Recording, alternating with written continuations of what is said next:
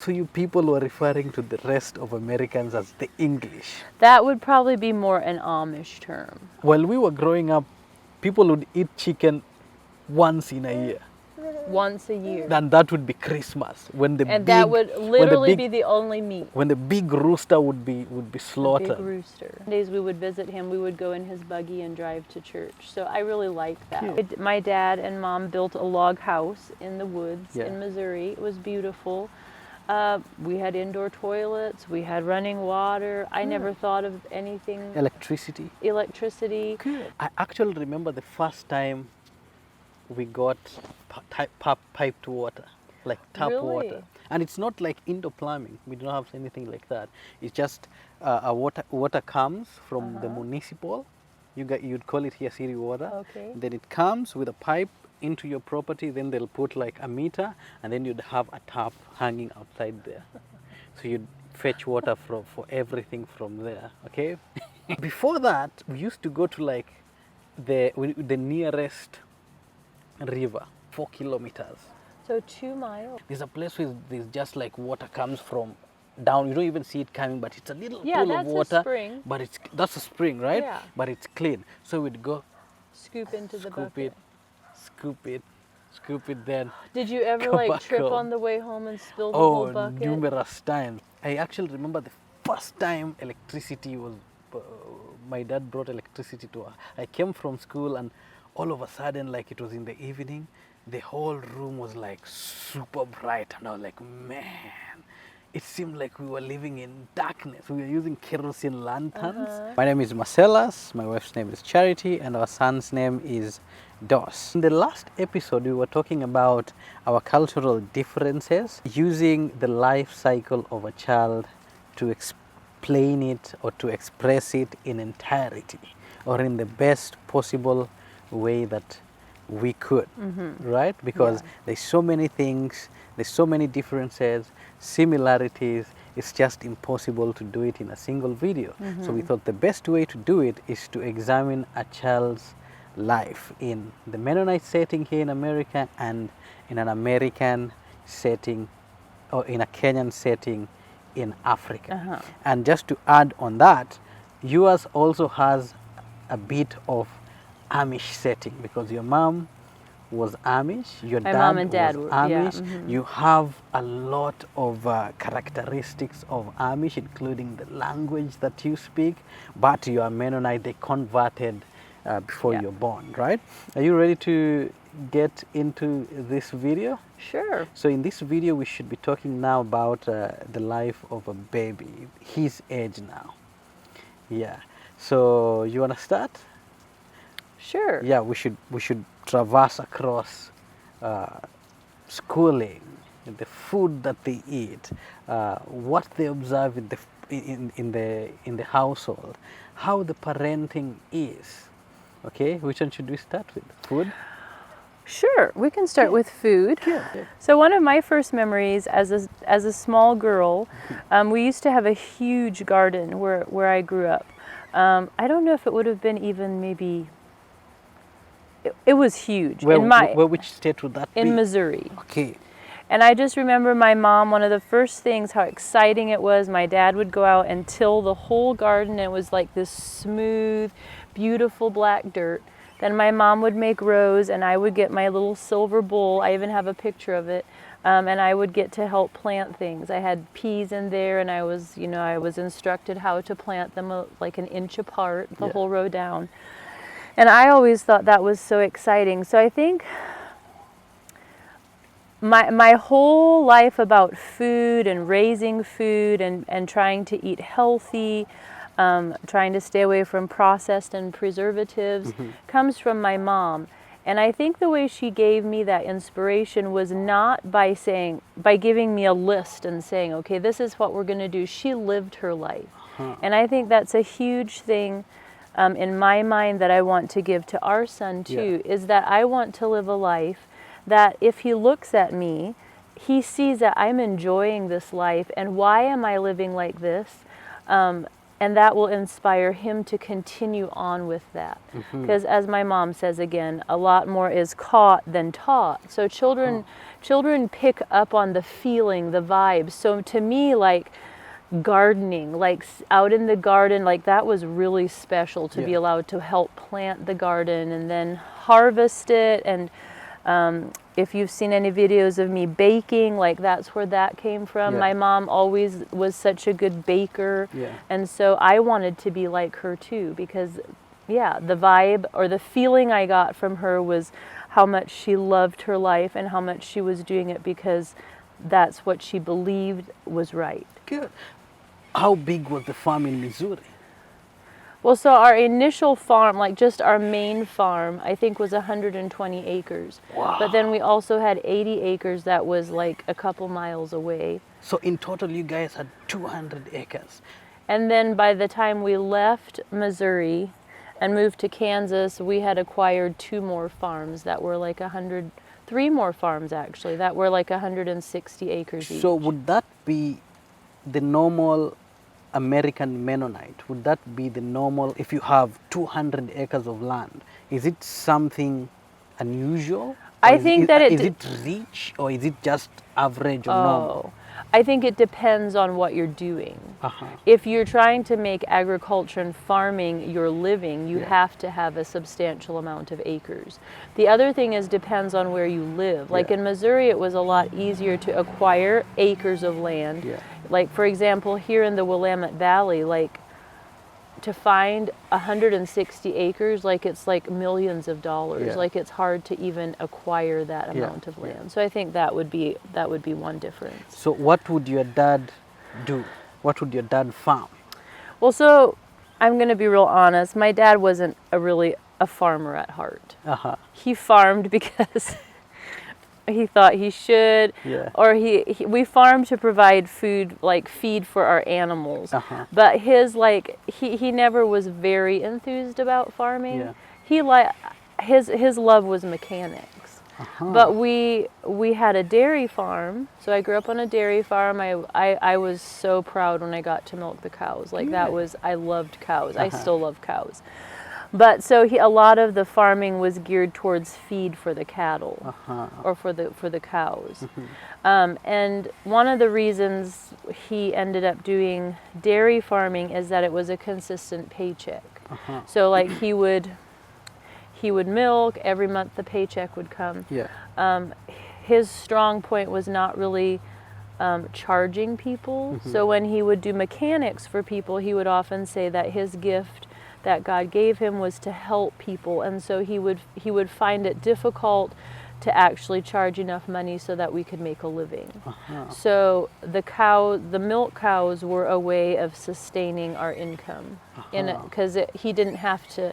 It wasn't required of him to ask for money. That was just the set price. So but he would farm wheat?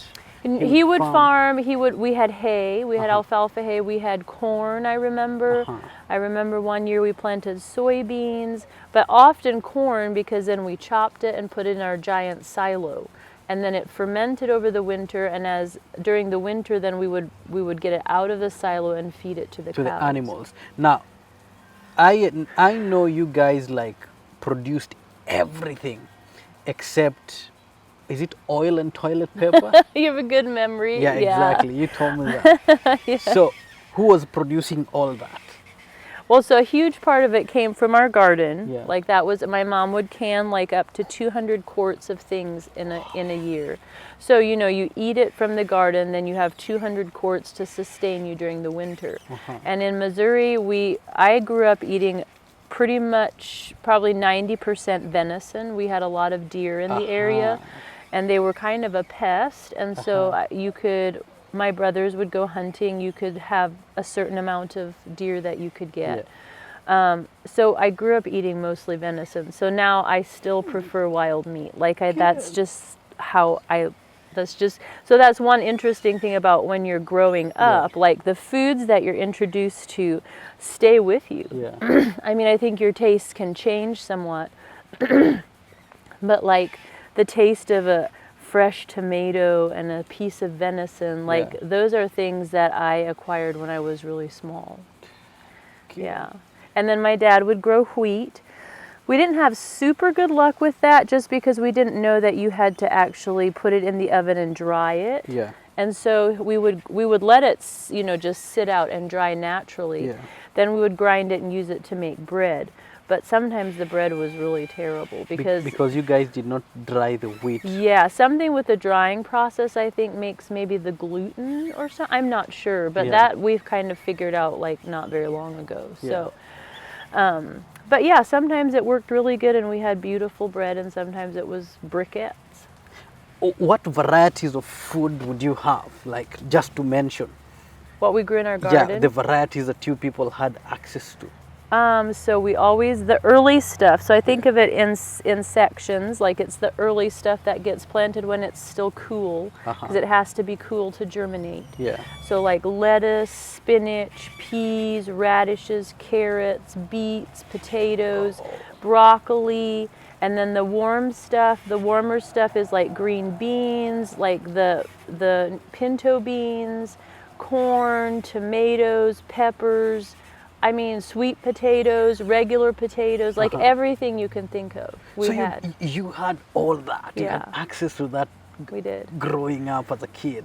So then the potatoes, we'd dig huge amounts of potatoes, put them, dry them and put them in the basement, and we'd eat those all winter. Good. Or cure them, I should say. Yeah. Curing potatoes is like you set them somewhere cool and dry for a couple days, and then you can put them in storage. One thing my mom did too was that she thought it was good for us to learn how to work. And I appreciate that a lot. But she thought that peas would be a good way for us to learn how to work. And we did eat a lot of peas, we did, but one year I remember she picked 25 5-gallon buckets, the big buckets, 25 of them. Wow. And my brother and I next to me, he was 7 years older than me, so I was probably 6 and he was 13, give or take. Yeah. We were instructed to shell all of these, like open them and pick the peas out. Yeah. By bucket number 20, we were so sick and tired of the peas. Joseph was like, here, let's just put a handful of the unshelled ones kind of in the middle so Mom won't see, and then we'll get finished quicker. So it was terrible. Now that I know how hard work it is to pick them, I'm like, oh, that is so terrible. But 25 buckets. But we learned how to work. I remember, too, that, like, I always thought I was very capable, even when I was really little. I don't know if it was because I was kind of behind everyone. Like, I was 7 years behind my siblings. And so I really wanted to be helpful, and I remember one time I'm pretty sure I was in the 2nd grade. I would have been, no, I was 9, so I would have been in 4th grade, I think. But I came home from I came home from school, and my mom would clean houses to help with the income.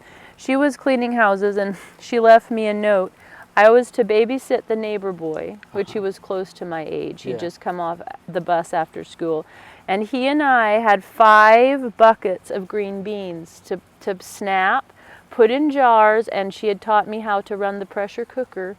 And so by the time she got home, we had that all done. And I thought I was really amazing.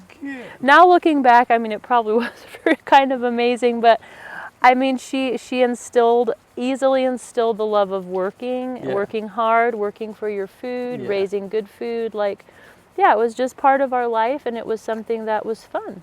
Good. Do you think the normal Americans would then and now would do that? The normal Americans outside the Mennonite setting? Probably not. I think that's coming back more. Like, people often ask me, even at work now, oh, how do you can, or how do you do this? I think people would want to do that again, but a lot of people don't know how. But people are fed up with how corporations produce food. Like, you find the whole of the United States, only 4 companies produce food, and there's really a lot of, because food has been corporatized. Like, it's all about the money.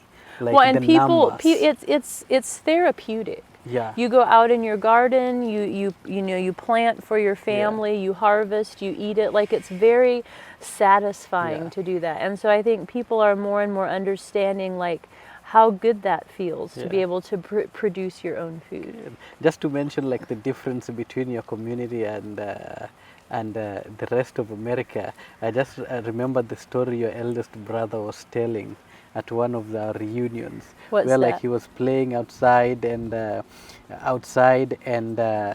bishops came and your mom like was I mean the bishop came to do something you guys had not painted the band red the way your community would want it, and they Well, I mean the yeah. bishops were like saying, what are you doing, the English are gonna see us or something. So you people were referring to the rest of Americans as the English. That would probably be more an Amish term. And Aha. that happened more when my parents were Amish. In comparison, tell us a little bit about how you think of like your food and growing up, like in the space between being a baby and going to school. So we grew up in, and I want to emphasize this again, like whatever I'm gonna say, it's not gonna be that dire, or it's not gonna be like so serious, Right. like famine. I don't want to give the impression there's famine in Africa or something like that. Yeah. And also have in mind that times are changing. Africa is developing fast. So this is how we were organized. My dad grew up in a village, and so village that I think would I wouldn't say struggle, but they were a big family and they farmed everything. So when we were growing up, he wanted us to farm too. We did not have big acreage of land, because if you have 200 and something acres in Kenya, man, you are bourgeoisie. A bourgeoisie. So we had maybe a quarter an acre of land, or maybe, and then we had 3 acres of land somewhere else. But then the acreage of land that we had, my dad wanted us to plant sweet potatoes, to plant kales, and maybe some onions. But then we did not have access to a lot of varieties of food. In fact, a lot of varieties of food like beetroots, peas, all those things, we actually ate them while growing up and encountering them while moving through different parts of the country, whether it be for education purposes or such. But I do remember the staple food of Kenya was ugali. Ugali is a mix of corn and hot water. For you who are living in the US, it's like grit, Yeah, it would but be not like with grits. oil and salt. For the people who are living, we also have a big Asian audience. It's like mayamule. You said it's called Oh, mayamule. in Haiti, yeah, we would eat mayamule. In Haiti, Yeah. it's like that. And in other places, let's say it's like fufu, but now with maize and not cassava or not yams. So that was the staple of Kenya, and kales. We'd eat ugali and kales day in out, lunch, supper, lunch, supper. Ugali kales. Ugali kales. Oh man, yeah. And then in the morning we'd have tea. Like now, we used to have a kettle, and my mom used to milk the cows, and the milk was really good. But in comparison to today's standards, and the milk that is pasteurized and sold in shops, or in shops. So in the morning we'd have tea, which is black tea mixed with water and milk and boiled, and sugar. So that is the way, that is how we interacted with food while growing up. So the variety was just not there. Not there. But you had food to eat. Yeah, in fact, like for example, meat. You guys had endless supply of meat from the deer and the venison that you guys would hunt. For us, I could literally sit down here and literally it's able to figure out how much Sorry. Much. How many times a day I ate meat since I understood what is happening in the world. So Okay. meat. How often would you eat meat? It depends with your financial capabilities. For us, we'd eat it maybe even sometimes once in 2 weeks. Okay. Once in But two. then sometimes my mom would get will get some money. We'd eat meat like 1 or 2 days, 1 or 2 days in a week. But then we'd go without eating meat. The most incredible thing is chicken. Some people, while we were growing up, people would eat chicken once in a year. Once a year. And that would be Christmas when the And big that would literally when the be the only meat. when the big rooster would be The slaughtered. big rooster. Yeah. And yeah, I mean you'd eat it like a couple of times in a year, but that is the situation we grew up. And it's not, I want to paint the accurate picture, but it's hard to figure out because we ate according to our financial Oh capabilities. yeah, that makes sense. Okay, so meat was a rarity. Sometimes we'd buy, but goat meat was the most prominent meat. And Is and is beef. goat or chicken cheaper? Chicken would be cheaper. Wait a minute, a whole chicken, you'd buy a whole chicken for let's say 500 shillings, and a whole rooster for maybe 1,000 plus. That would be a lot of money. That's a lot of money. Then, Yeah, that's like $10. but right now, the farms have started and food is becoming, because of the opening up of trade, food is becoming more available. Okay, but then while we were growing up, food wasn't that much of. It seems to me, the way I see it, people did not pay much attention to food. Yeah, in the Well, maybe yeah. if there wasn't, maybe if you knew you only had ugali and kales to eat, Yeah. like what was there to pay attention And to? the reason why most people would eat ugali and kales is because it's the most affordable. Well, and it would fill you up good. You Yeah, know, ugali was kind of like a filler. Ugali is Yeah. basically is tasteless. Yeah, so unless it's- you eat it with Yeah, something. I remember we used to be told ugali kubwa, mboga nyingi. Like ugali kubwa means big ugali, mboga nyingi means a lot of vegetables. And the other thing is we'd cook vegetables. We'd not eat raw vegetables. But here you guys eat raw. You don't cook vegetables. Well, no. So then that would cut out raising lettuce and some of those early things that we raised, because you can't really cook lettuce, I don't think. I mean, I think you can wilt it or something, but Yeah. it's not very good. But you guys don't even cook cabbage. You don't cook kales. Well, no, but we are learning from you, and Yeah. it's very delicious. It's really good. Yeah. I mean, and then we had, sometimes it depends on the years. I'm forgetting this. We had like traditional vegetables like black nightshade. Do you know black nightshade? That is the most nutritious food vegetables that we Yeah. had. And it was kind of like, it was expensive too, really expensive. But you people here don't eat black nightshade. Well, when we You say think it's of nightshade, poisonous. it's poisonous. Because when Leroy and I were there to visit you, he was like, "Oh, are we gonna die soon?" And then he went telling everybody, you know what? So when they came, the first thing when I took you to the restaurant in Yeah. Nakuru, I bought every local that you could think of in Kenya and gave it to you guys. And one of the vegetables was managu, which is black nightshade, and I told him that. I did not know that. He went telling everybody that he met. He was like, well, you know what? I just ate nightshade. and I'm still alive. So anyway, that is food. Am I forgetting anything?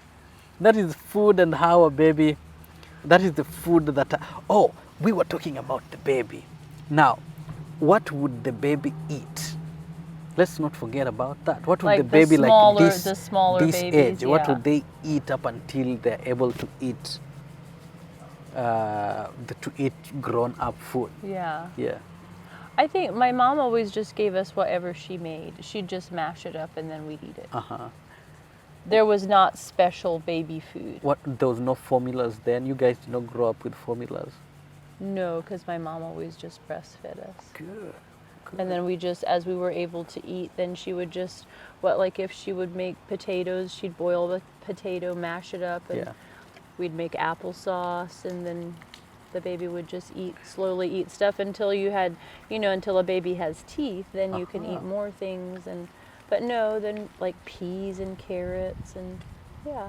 Oh, nice. What did you eat? So, my mom used to breastfeed, at least for my younger sisters. Yeah. Breastfed them. Then when the baby grew old and wanted more food, I mean, she'd get fruits like bananas. And also, we did not used to eat a lot of fruits. I mean, it would happen maybe once. Well, that's once kind in of a month. similarity for Okay. us, because we didn't really eat fruits either unless we had grown it and my mom had canned it. Now, or maybe when you get sick. Now, when the baby was there, probably she would make sure there is fruit, and should make sure there is like what are they called? Bananas. Oh, ripe yeah. bananas, and maybe potatoes, like Irish potatoes, and she'd smash that and give it to the baby. Also, we used to give our babies milk from the cow. Well, and we too, like we grew up on a dairy, so as soon as, we would drink raw milk. We did raw milk. That's also a difference. Yeah, that is different. Yeah, I was shocked you guys drink raw milk. I know, you were here. so horrified when I drank raw milk. If you drink raw milk in Kenya, you're looking for trouble. What kind of trouble? Because they'll be full of parasites, worms, and all that. Yeah. Yeah, because I don't know. I think here the standards are too high and everything is disinfected, and because of the control, you don't have so many pests and parasites. Let's go to now the facilities that you guys had access to in a home setting. Did you guys have electricity? Where did you guys get water? How did you guys travel? I do understand the Amish travel with horses and buggies. Now, you guys, after becoming Mennonites, what did you ditch? Did your parents ditch the horses and buggies? Yeah, my dad wasn't real fond of horses. Tell us about that. He always said about the mean old ponies, and he had to farm, when he was growing up, sitting behind a horse's behind for day on end, and he didn't care much for horses. Yeah, I remember when I visited you in Kansas, when they purchased the new property when you moved to Kansas. Yeah. You told me and you went and showed me where he woke up one morning and went and destroyed the stables. Yeah, I'm not some of that. My dad was kind of a funny man in that way, but again, that kind of stemmed back to being a mechanic. So he loved motors and mechanics.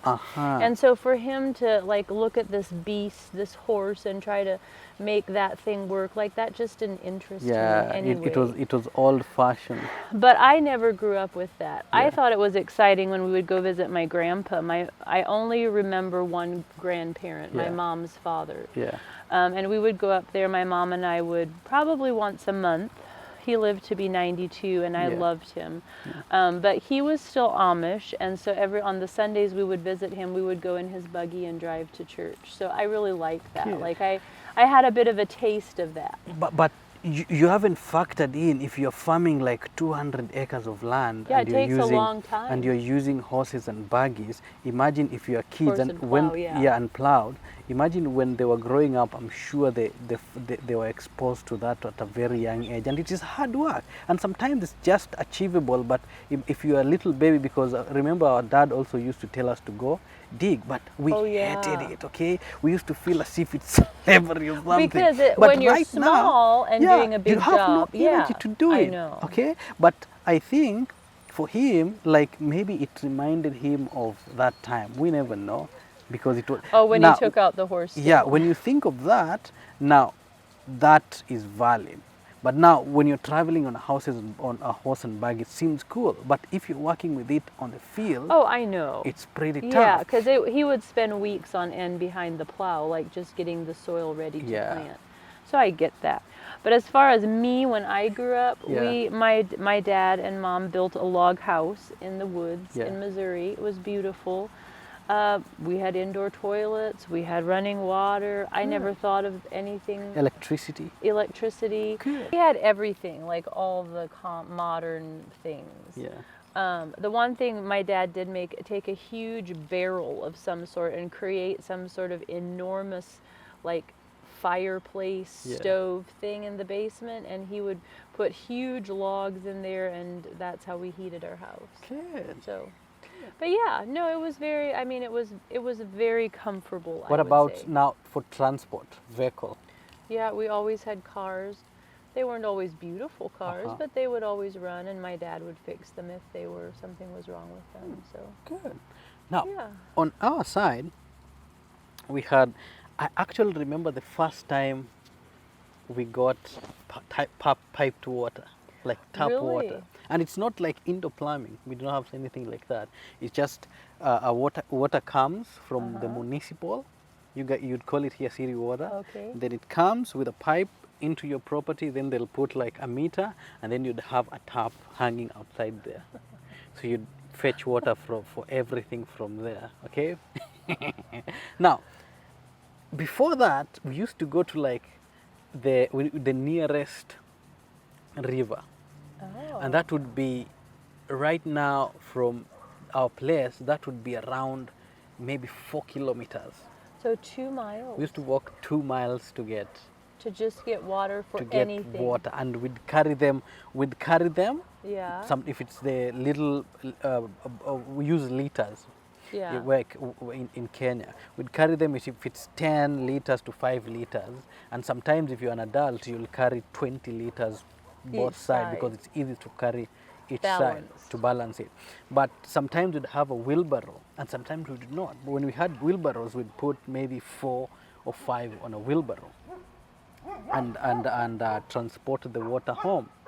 That's intense. So before you can do anything really, you have to walk 2 miles to the water, 2 Yeah. miles back Back. from the water, Yeah. and then start in with your day. Exactly. And you know, like the part that, because we had to go around to go to the other where you'd get like a spring where they've put pipe, and then they put a little bit of cement by the city or wherever we found it there, and the water would just endlessly Oh, just endlessly trickle- like pour. trickle out, Okay. yeah. But then on our side, which was like shorter, maybe a mile, we'd go, but then it was just a spring. It was just spring. But then Oh, there was but it not was fresh so many water, people though? living there. It was like a river, and then on the side of the river, you know where it's marshy, there would be like a there's like a place spring. where there's like, it's not even a spring, there's a place where there's just like water comes from down. You don't even see it coming, but it's a little Yeah, pool of that's a water. spring. But that's a spring, right? Yeah. But it's clean. So we'd go Scoop into the scoop bucket. it, scoop it, then Did you ever Go like back trip home. on the way home and spill the whole oh, bucket? numerous times. Oh. Numerous times. And then you'd have to, you know, the river was in a valley. So then you'd have We to used try to call it Mutoni Nyangao, which means by now river of the hyenas. the hyenas. Nyangao is a beast, but in most cultural, in most languages, local languages, Nyangao is like a beast. I mean, it's like a hyena. But Nyangao in Swahili is beast. But I'd want to think there were hyenas there, and then they call it that way. So there used to be this big depression, like a valley where the river was going down there. I mean, you'd have to climb probably 50 meters. So how Okay. little did you so start you'd doing have that? to go down through it, and when it rained, you'd sleep. You can't even go down there. When we were kids, we used to like go we'd cut bananas on our backyard, and then we'll take the bananas, go to like that little And slide the banana trunks. Then we'd fetch waters and pour the water on that little Oh, you slender pour the like water on pathway there? down, and it's like, and then you know it now becomes muddy. Then we'd put the trunk of banana, you know, the banana Yeah. stalk, then sit on it, then put like do a hole, then put a stick, and then whenever you wanted it to stop, then the stick would go into the mud, and then if you do this, then it slides. So you were just doing this for fun. For fun. So we'd go. So you like mud surf did or that- something yeah, exactly. Then on banana leaves. then the stick thing never really worked, okay? Because all of a sudden you'll be going see and lose control, And then just and zip then it's down just, in there. and then you'll be like find yourself out of the banana tree, and the banana would go like That tumbling sounds the like other way. fun. Yeah, it used to be really fun. I remember our parents used to tell us, don't go swimming in that river. And it's the village kids. It's like 10, 15 boys, okay? But then Why were you not supposed to swim? because it's a river, and like you drowned there. But it's Oh. not a big river, like it's a substantial river, but it's not Yeah. enormous. But of course, this drowning, okay? So, but then we'd still nonetheless go swimming. And then we'd come back home. You know, African skin, if you bathe and you don't apply oil, it becomes, we call it kuparara in Swahili. It turns into like scaly, white, grayish matter, the whole of the Oh, skin. yeah. So you just look like, you look So it's gray. very telltale okay? if you go swimming. If you go swimming now, especially because of the clay in the water and that, you become seriously, and this, until the skin looks as if it's cracked. So you go come home and be back like, home, "No, I and they're didn't go no, I swimming." go swimming. That it, you know, the same way the kids would eat sugar, then there's Yeah, or sugar, chocolate grains, or or grumble. something. Yeah, that's it. Just be obvious.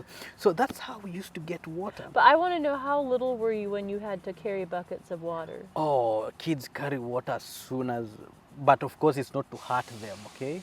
As Yeah, soon no, as they I can carry, know. and it looks fun to them. They also, oh, I also have water. They'll cry to do And that. maybe to have But a smaller they'll be bucket given or a smaller, something. a Okay. smaller container to carry the water with. And electricity.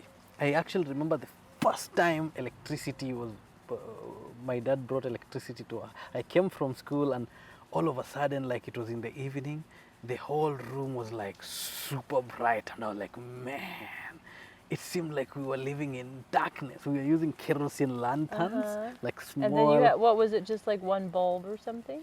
One, I remember she like, my dad also tried, like really liked like really good things.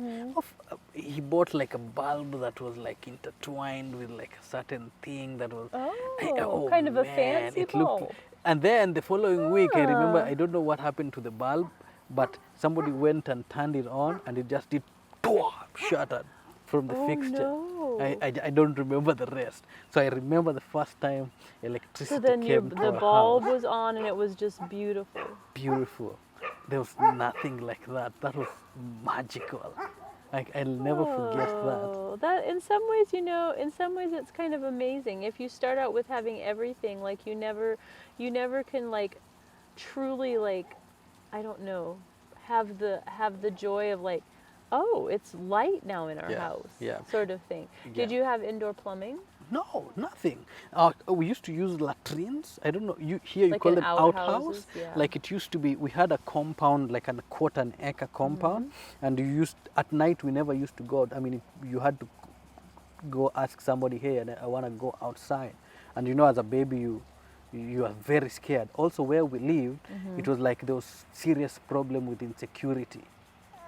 So you'd go outside and you meet with a robber who has a machete, and they could cut you. Oh, so Okay. wow. So going to So- the bathroom was a big Yeah, deal. so the latrines were outside the house.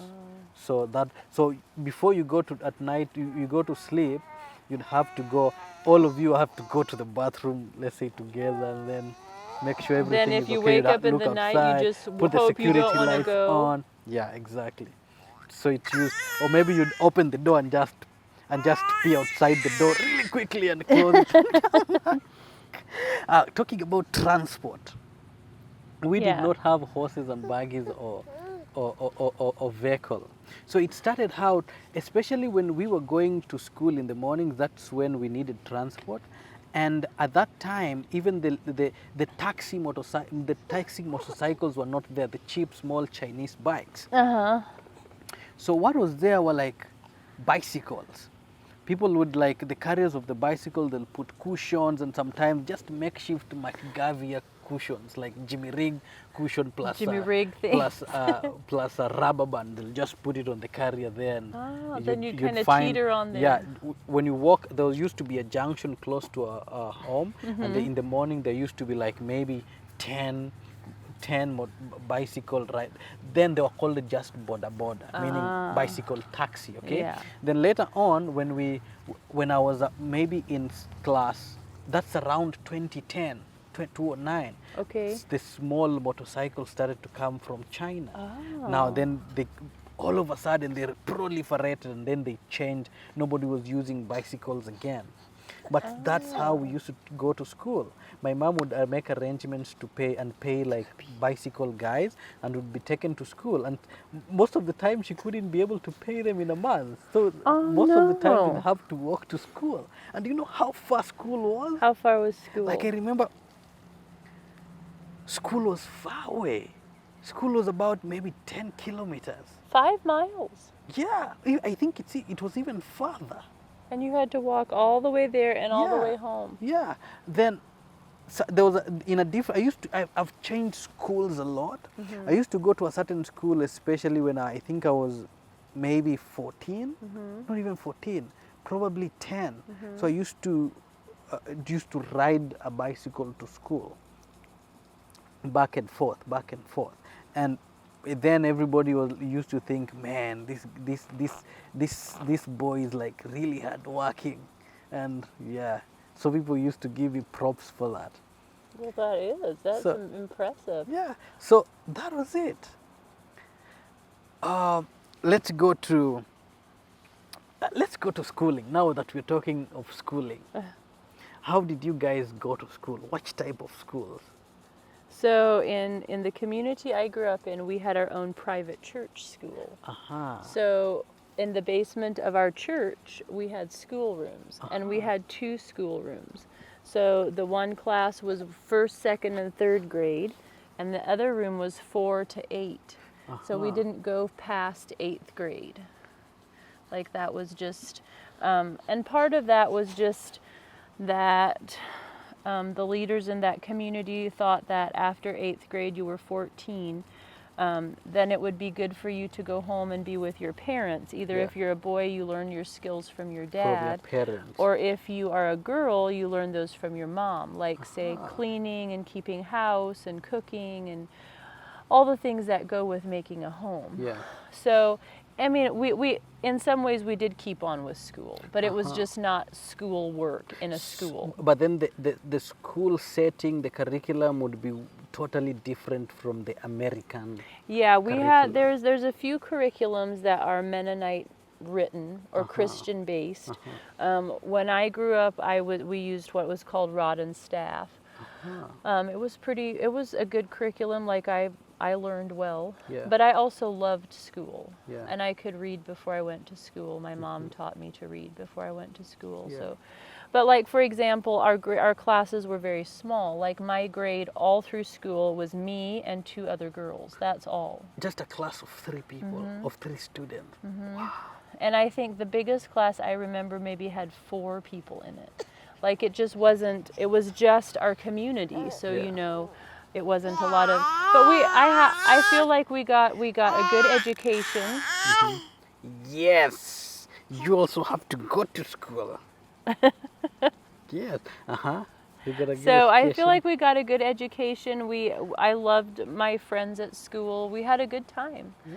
Like there were years that the teachers were whatever, but we Yeah. all liked each other, and so we had fun even if it wasn't a very good year as far as sometimes the teachers were kind of mean, but Did you guys have boarding schools? no. So we would go to school. My mom would take me to school in the morning. Yeah. You want that, don't you? And then at 3:30 every evening she would come and pick me up. And one thing with my mom, if I wasn't out of school at 3:30 sharp, she would drive off and I'd have to figure out a way to get home To get myself. home, but it wasn't that far, right? Well, I would never have walked. It wouldn't, like, that's one thing that was different from your growing up is like, my mom never thought it was, well, it probably wasn't safe for Yeah. like me to walk home Yeah. alone. Like somebody would have, because my brother Joseph used to ride bike to school before I went to school. And for a while then some pickup would follow him every day when he went to school. So then my mom started just taking him again in the vehicle. So it wasn't really safe for us to walk back and Yeah. forth.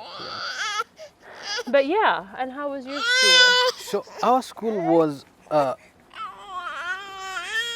Look, shall we get you a blackberry? Okay, go then come. So how was your school? So, in Kenya, you have to, schools are like centralized by the Ministry of Education, okay?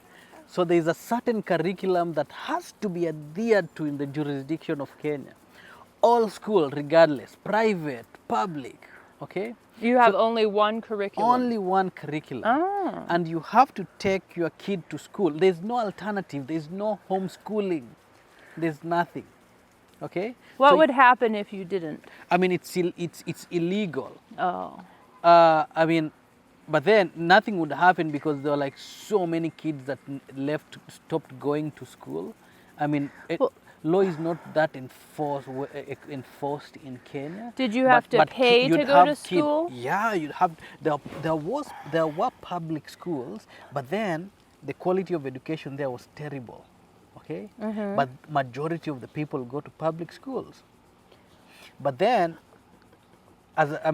there's so many people who drop out of school for one reason or another. You know, in Kenya, it's not that your neighbor is gonna snitch on you and call. Always feel the urge of calling and saying, "Hey, we noticed this kid does not go to school." It doesn't happen. Okay, and so that is how a school is in Kenya. Then, and then there are private schools. The people who can afford money and they feel Didn't like. you go to kind of a private school? So I went to so many schools. But the I started Indian with school. that was Greenfield. That was the nursery school I went to. But then I never lasted there for. I think I only lasted there for a year. Okay. Then I went to a public school. Then another public school. Then my mom thought, because there were so many. I mean, it kept on like the population was so high, and then I think the quality of the education wasn't good. And I remember my mom saying, "You have to go to a different school." So I went to a different school called Kitale School. So And just then to it was give called them an Kitale idea, how Academy. many students were in this school? So in a class, you'd have in a school. So Well, in your class in or a in your class, a class would have, let's say, 4 streams, 4 streams. and one stream would have 50, an average of 50. So that would be about students. 200 a A class. And the class goes from class 1, it's class 1 all the way to class 8 for primary school. So that's 200 times 8, Wow, 1,600. 1600. And then there is nursery school. We haven't talked of nursery school. You Wow. see? And then there is middle school. We haven't talked Well, of and that. then there you is also baby have school. boarding school. Now, boarding school, now the school that I went to, some schools, again, okay, I should take this from the private school. So the people who have money would see the problem. And you know, parents want want their kids to perform well, because in these countries like Kenya, and I think it's like people need to change that mindset where like life starts and ends with schooling. If you don't go to school, you won't succeed. Okay, I think I think school is a matrix, and if you find yourself there, you're only training yourself to be an employee, and probably you'd waste. And not everybody is meant to be employees. Okay, but then if you condition your kid that school is everything, then you lose that kid who is talented, who should be doing something else. Yeah. Okay. But you also need to like have basics. Like you need to be able to read and write and do some math. Exactly. I totally endorse like the early years of schooling. But Just then, not continued. But then they continued, like you end your school at grade 8. Yeah. Now above that, after class 8, us now, it should be optional. Okay. I mean, you should, but it's not. You're mandated to go to high school. Now that is Form 1 all the way to Form 4. Okay, but back to private school. So parents who have money would want their kids to go to private school because you are ranked nationally. Again, because it's centralized. Oh, so your grades are nationalized. And you can't, and people are competing to get into good schools, good high schools, good universities, because it's from then that employers would pick from the best So it's really competitive, okay? I see. And it conditions everybody to think, yeah, you must be a very good student, okay? Well, which is a good thing. I mean, to try to be a good student. No, a good student in a way that a good student is someone who listens and and well behaved, but not like someone who is conditioned to think life starts and end with Oh, I see what you with mean. schooling. Yeah. Okay, because you leave schooling, then what else? You see what I mean? Like I mean, you have to have people who are like people who go venture out and start businesses. You don't need to go through finish high school to start a plumbing business. Well, which is kind of where it came, where the idea came from in my community, where Yeah. you end at 8th grade, Trades. so you learn trades that will Exactly. actually that you can use then. Exactly. That's what I mean. So parents who have money would take their kids out of public school and take them to private schools that are not as overpopulated and these resources. Okay.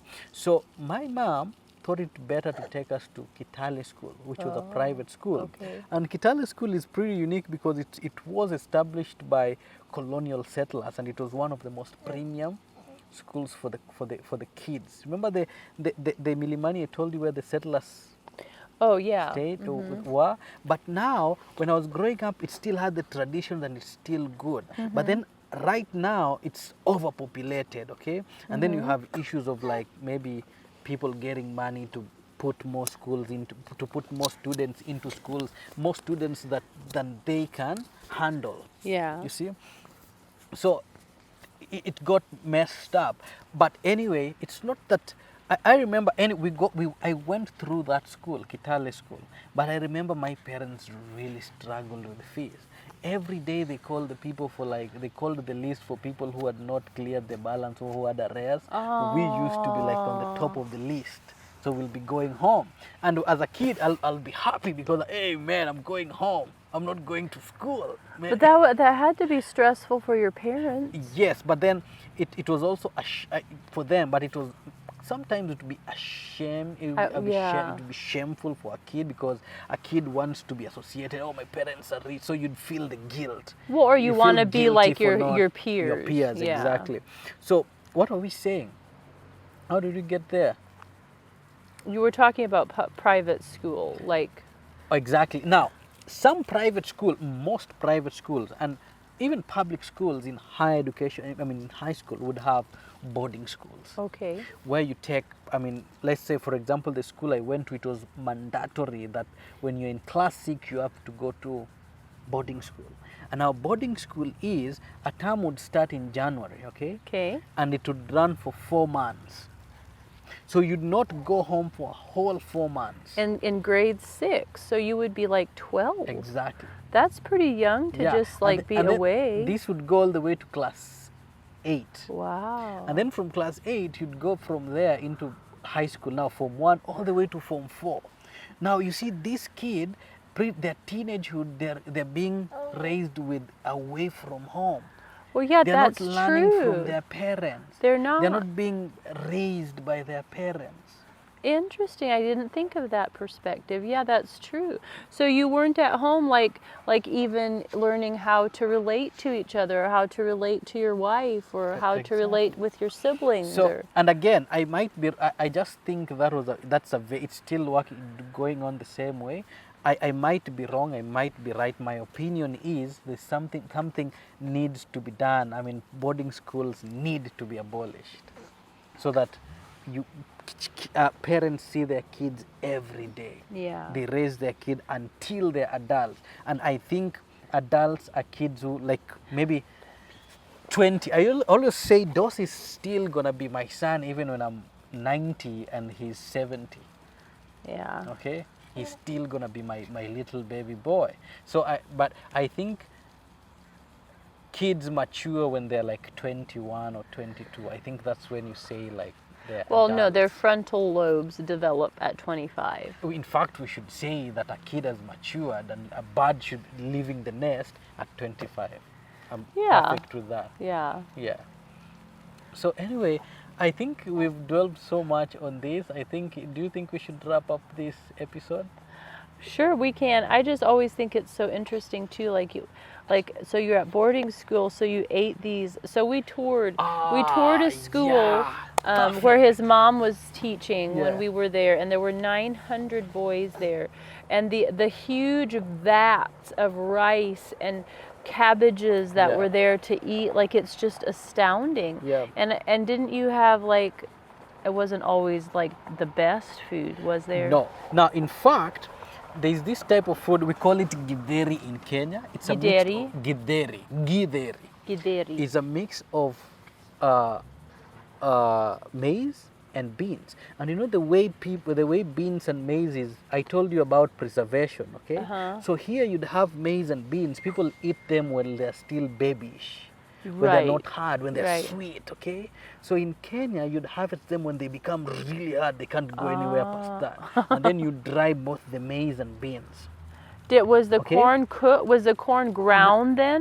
No, it's just like Like kernels of the corn? seed, yeah, the seed. So that and the beans, they'll be like boiled together, and they'll be boiled for like 4 hours to get them to be softer. And they Okay. would not always be softer. Yeah. Sometimes they will be hard, okay? And they've lost, of course, their sugar. It's not not enjoyable, okay? And most of the times they would have weevils. Weevils. Yeah, little tiny the little bugs, yeah. Okay, and now when you cook them, the weevils would come to the top, Oh, and if they don't come to the top, they'll no. be inside the grain. Now you'd eat the grain sometimes, like because you're hungry, you're trying to like really enjoy the food, and you convince yourself that maybe The it's githeri good. is good You're today. enjoying it now, and then you just munch on the weevil, then you feel it, and then you know how it tastes. It's extremely bitter. There it is. Oh, no. So I vow to this day, I'm not eating anything that is a mix of beans and corn. corn. Well, I could see that. The kind of, but you know, all those things also like kind of shaped your taste Yeah, for food exactly. and yeah. Anyways, so yeah, our schooling was fairly different. Different. Very different. The food, the food is the same, but you definitely had more variety. Yeah. Well, and like in my like going to school, my mom would pack me a lunch pail every day. Good. It could be leftovers from supper, or it Yeah. was like a sandwich, or Yeah, and then the convenience was also at the home. You guys lived a convenient life, right? It was comfortable and nice and warm, right? yeah, it was. I have nothing to complain about. No, I'm not complaining. I'm just. I'm thinking- not saying you are. I'm just The- saying from my perspective, like Yeah. my life, there was Yeah. nothing I could like say, oh, But that has definitely taught me to appreciate a lot of things. I think so. I remember when I was coming here, I was like, man, you have this, man. I mean, the house I have a is, refrigerator. oh man, and it's big and it's full of food. I mean, the house is climate. It has a climate inside. You can make it warm. You can make it cool. You can. So all that, I noticed all that. Which in some, I think we should have written down all those things. I 'Cause started writing it down. Did you? I'm actually gonna make a video Are on you? all the cultural shocks and all the shocks that Yeah. I found here. I was starting to forget them because when you start living in the midst Yeah, of that, yeah. you forget them. Anyway, I think we've done pretty much for this I episode. think so. In the next episode, what should we be discussing next episode? Should we be discussing like the life of the teenage I life? think so. I think being a this baby? teenager would be a good thing to cover. Yeah. But Yeah. I think this baby's done. Yep, it is just. Are you done? You need Are to you get- done? You need to get But thank you so much. Hey, look. It's okay. Thank you to everyone who writes such uplifting comments. We really do appreciate those a lot. We just we arrived at a conclusion to make these videos, and they know we are sharing our lives, and but we decided if we are going to do that, it's best to make videos that are edifying.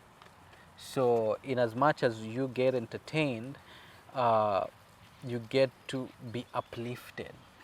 This video should be a source of joy, and we appreciate that in the comment section. Thank you for everyone who is commenting and interacting and finding us, and yeah, we'll see what we have ahead. Yeah, sounds good. Good. Till the next one. Bye.